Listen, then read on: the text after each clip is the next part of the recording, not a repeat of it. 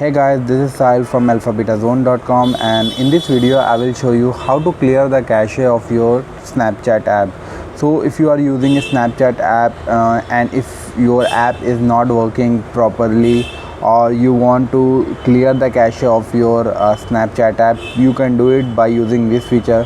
First you need to open your Snapchat app, and here you need to click on the profile icon at the top left corner.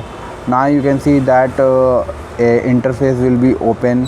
Now there are lots of options will be given, but you need to select the setting option at the top right corner, and here you need to scroll down, and after scrolling, and you will see a option which is called account actions, and here you will see a option called clear cache. Click on it. Now you can see once you click continue, it will clean all cache.